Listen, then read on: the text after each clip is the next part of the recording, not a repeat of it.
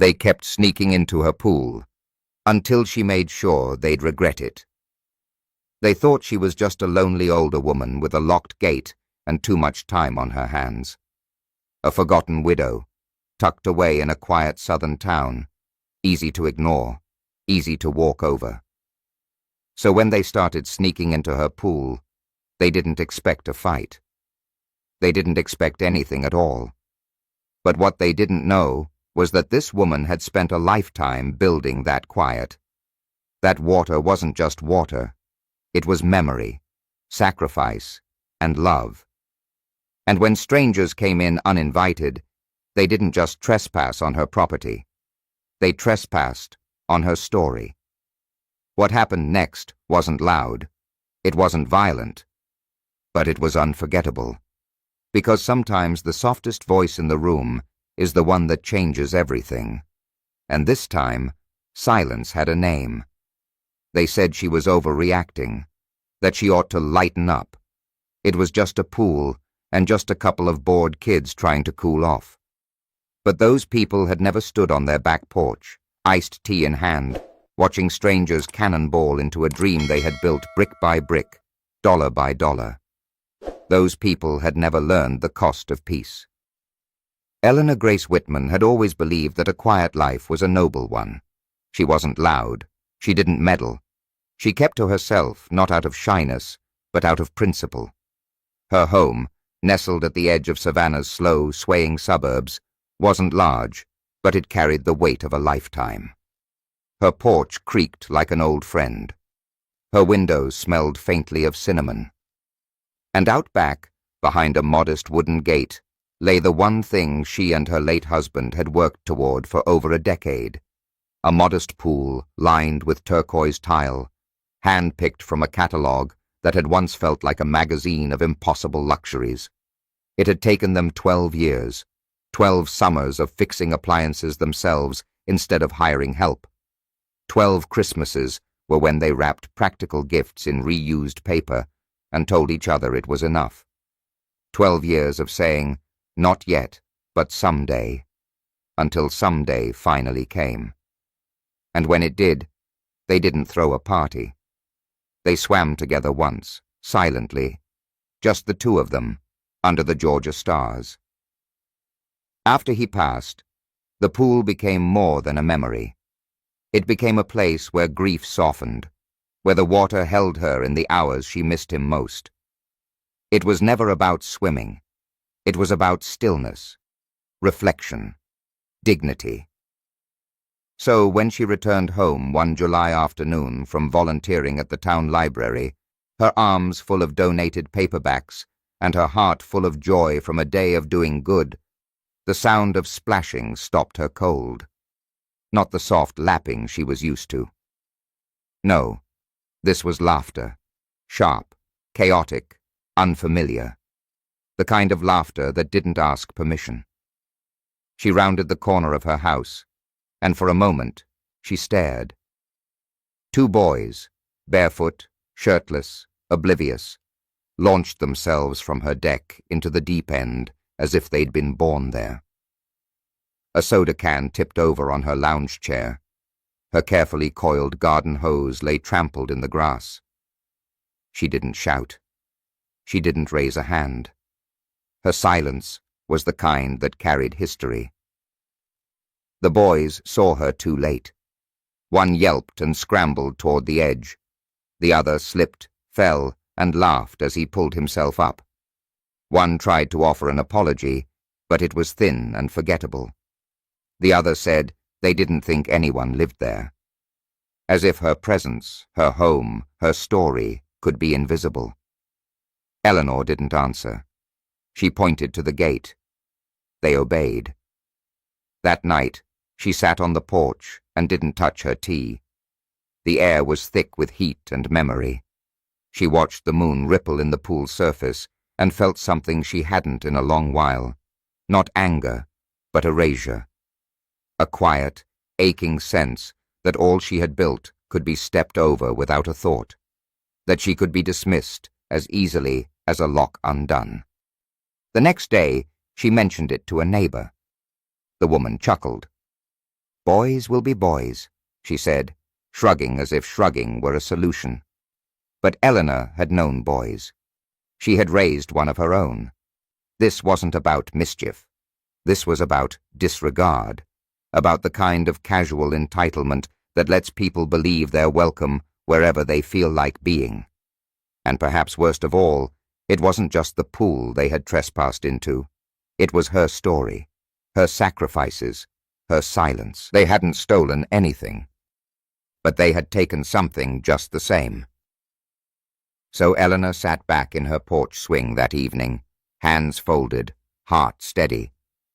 Not because she was unsure of what to do, but because she was remembering something her husband once told her during the most brutal winter of their lives. The quiet ones don't fall easily. We bend, and then we build. That night, she didn't just lock the gate. She started making a plan. Because Eleanor Grace Whitman had never needed to raise her voice to make herself heard, and she wasn't about to start now. They didn't come back the next day, or the day after that. For a moment, Eleanor allowed herself to believe maybe, just maybe, that the boys had learned something, that the silence she gave them had carried enough weight. But by the end of the week, there were footprints again, not in dirt, but on dignity. A trail of wet sandal prints led from the gate to the steps. A half-eaten sandwich was resting on her garden wall. A Bluetooth speaker was buzzing low behind the azaleas. Whoever had returned wasn't sorry. They were emboldened. This time it wasn't just boys. It was a group of teenagers, at least 6 of them, maybe more. Eleanor heard them before she saw them. Loud, effortless, like they belonged. Laughter that had no fear of consequences. A kind of laughter that wasn't innocent. It was ownership. She stood behind the curtain and watched as they took over everything. A girl in a yellow bikini sat on her favorite chair, the one her husband used to fall asleep in after mowing the lawn. A boy dipped a slice of pizza into the water and laughed when it disintegrated. One of them had opened her pool shed and pulled out her late husband's old flippers, wore them like a joke. That was the moment something shifted, not just in the room, not just in her, but in the shape of the story itself. This wasn't about intrusion anymore. This was desecration. Eleanor opened the back door slowly. The screen door creaked the way it always had, but no one turned. It was as if she didn't exist, as if the very air had been rewritten. The girl in yellow took a selfie, lips pouted toward the sky, caption already forming in her head. And just like that, Eleanor understood. They hadn't come for water. They'd come for something to post. She could have screamed. She could have called the police. She could have walked away. But none of those things would have changed what was already broken. Instead, she did something no one expected, not even herself. She walked across the lawn, slowly, deliberately, and stepped straight into the pool, fully clothed. A dress she had sewn herself in 1984, now swirling around her calves. A necklace with her wedding ring strung onto it, now floating against her collarbone. She stood waist-deep in the center, arms at her sides, eyes steady. The kids froze, not because she was angry, but because she was quiet. "I want you to look around," she said, voice low, but it carried. "Look at what you're standing in. That ladder. He installed it on a Thursday right after chemo. That chair you're on. He sat in it the day we found out we were debt-free. That hose? He patched it himself with duct tape when we couldn't afford a new one." No one moved. "You didn't just take a swim," she said. "You took something sacred. And you laughed about it." The girl in yellow stood, then quickly grabbed her towel. One by one they followed. No eye contact, no defense. Just silence. like the first time a child realizes they've hurt someone they didn't mean to. And maybe some of them didn't. But she needed them to remember it every time they stepped near someone else's fence. They left as if the air itself had told them to. But not all of them. As Eleanor stood at the edge of the water, her dress dripping, she saw a boy hesitate near the gate. He looked no older than 12. He turned, strolled back to the poolside table, and placed something down. A lemon. From her tree. She didn't speak. He didn't explain. But as he walked away, she noticed the way he looked back. Once, twice. Like he was hoping she understood what he couldn't yet say out loud. That night, Eleanor made her kind of call, not to the police, but to someone who owed her a favor, a friend from the city who ran a fabrication shop. By morning, a new sign gleamed at her gate. Pool under chemical treatment. Unauthorized use may cause permanent skin discoloration and social embarrassment. A lie? Perhaps. But told with just enough truth to make people wonder. Next came the hardware. A motion-triggered light rigged with a sound sensor. A discreet speaker that played the sound of a barking German shepherd when triggered. And just for her amusement, a waterproof dummy she floated at night, half submerged, hair trailing behind it like a ghost from the past. It was strange how laughter returned to her backyard. Not the kind the teenagers brought, loud and careless, but a quieter kind. The type that rose unexpectedly, like a second wind. She laughed when the boy on a bike skidded to a halt at the sign. She laughed when neighborhood gossip whispered about chemical lawsuits. But mostly, she laughed because she remembered who she was. She had thought the battle was for her pool. But it wasn't. It was for her presence. For her place in a world that had started to act like people like her should stay inside, stay quiet, stay out of the way. But Eleanor Grace Whitman didn't disappear. She adapted. And that evening, as the sky turned the color of old postcards and the wind brushed the surface of the water, she dipped her fingers into the pool, not to test its warmth, but to feel her own. It didn't happen overnight. The silence that followed her stand in the pool was not a victory parade. It was the quiet after a storm, when the leaves settle and nothing feels quite the same. For weeks, the backyard remained still. No more laughter. No more intruders. The pool water lay untouched, reflecting only clouds and her own shadow when she stepped outside. At first, it felt like a sense of peace. But even peace, if left alone too long, starts to feel like absence. Eleanor didn't want to win by keeping people out. That had never been the point. The point was to be seen, to be respected. She wasn't afraid of company. She was scared of being erased. So she did something no one expected.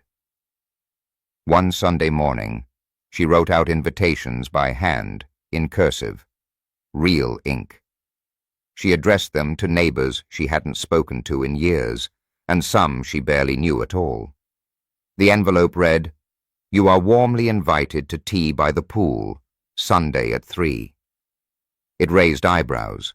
A few people thought it was a trap. Others showed up out of sheer curiosity. But when they arrived, they found linen tablecloths clipped gently to folding tables.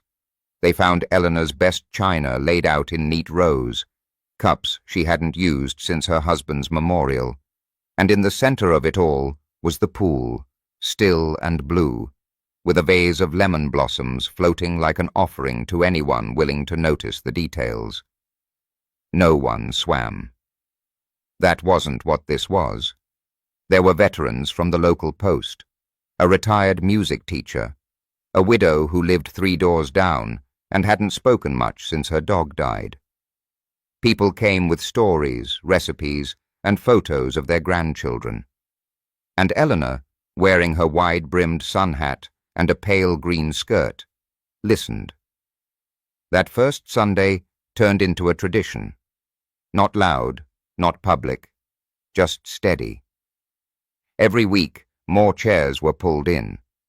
People began asking if they could bring cookies, or fold napkins, or arrive early to help with setup. The backyard, once marked by violation, became a place of contribution, of presence. And then, one afternoon, the boy came back, the youngest of the group from before. He walked in slowly, holding a pitcher of lemonade and wearing a shirt 2 sizes too big. He didn't say a word, just handed the pitcher to Eleanor and sat down beside her without asking. She poured them both a glass and said nothing. Some things, she had learned, didn't need to be named to be forgiven. They sat together, 2 generations apart, watching ripples form in the pool from the breeze. He didn't look at her. She didn't push him to.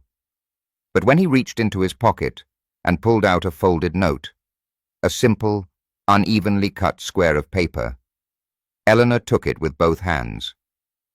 Inside, in awkward, misshapen handwriting, it said, "I didn't know it meant that much. I do now." She didn't cry, but something softened. The kind of softening that happens when a scar finally blends into the skin, no longer a wound, just a part of the story. Later that evening, after the guests had gone and the tea had cooled in half-empty cups, Eleanor walked out to the edge of the pool. The water, bathed in twilight, looked like melted glass. She removed her shoes, rolled up her skirt, and sat on the edge of the bed. Her feet dipped just below the surface, stirring the reflection ever so slightly. She looked around and didn't see loss anymore. She saw presence. Chairs still circled where conversations had bloomed. Crumbs of shortbread lingered on plates. A hand-drawn sign from a neighborhood kid now stood next to her old chemical warning plaque. It read, "Miss Eleanor's pool. Respect the water. Respect the story." She smiled. Not the kind of smile you force for photographs, but the kind that comes when you realize something you thought was broken had simply been waiting to be made new. Forgiveness had not come in the form of an apology. It had come in the form of a return, of someone coming back not to take, but to offer. And Eleanor, who had once stood alone in silence, now sat surrounded by echoes, not of trespass, but of trust. She understood now. Some spaces don't need walls. They need memory. They need people willing to learn. And more than anything, they need someone brave enough to say, "Come sit with me," even after the hurt. That's what made her powerful, not her sign, not her system, but her willingness to open the gate again, not because she forgot, but because she had healed. The gate stayed closed, but the world inside it had changed. There were no more signs of intrusion, no more careless laughter echoing across the lawn. Eleanor didn't post warnings anymore, and the ghostly dummy that once floated in her pool now rested quietly in the shed, untouched. But she kept the gate locked, not as a punishment, but as a promise to herself. It wasn't about fear, it was about presence. There's a quiet kind of wisdom that comes with age, the understanding that not all fences are built to keep people out. Some are built to remind us of where we begin and where others end. Eleanor had learned this not from books, but from living long enough to know that peace is not something you buy or borrow. It's something you build, brick by brick, and then guard, not with weapons, but with clarity. She didn't need to prove anything anymore. The community had shifted. People waved from the sidewalk. Children are asked before entering. There was a kind of reverence in the way neighbors moved around her now, not out of fear, but from a growing awareness that this woman and this space mattered. The truth was, Eleanor had never wanted to shut people out. What she wanted, what so many people wish to, often in silence, is to be seen, to be acknowledged as the keeper of a story. Not just a house with a fence, but a life with value, a presence with boundaries. Respect, she had come to believe, isn't something you demand with noise. It's something you earn through steadiness, through not bending when it's easier to yield, through saying, "This is mine," without shame or apology. And as the sun fell across the water, quiet and golden, Eleanor sat on her porch with a gentle smile. Her gate was locked, but her dignity was wide open. She didn't just reclaim her backyard, she reminded everyone that quiet lives matter. Behind every locked gate is a story no one else had to earn. Eleanor's story wasn't loud, but it lingered. It showed us that dignity doesn't shout. It stands and waits and speaks when it must. And maybe that's what we all need to remember, that respect begins where assumptions end. So if this story made you pause, even for a second, if it reminded you of something you've built, lost, or fought to protect, then don't walk away quietly. Remember to like and subscribe to our channel for more inspiring stories, meaningful stories.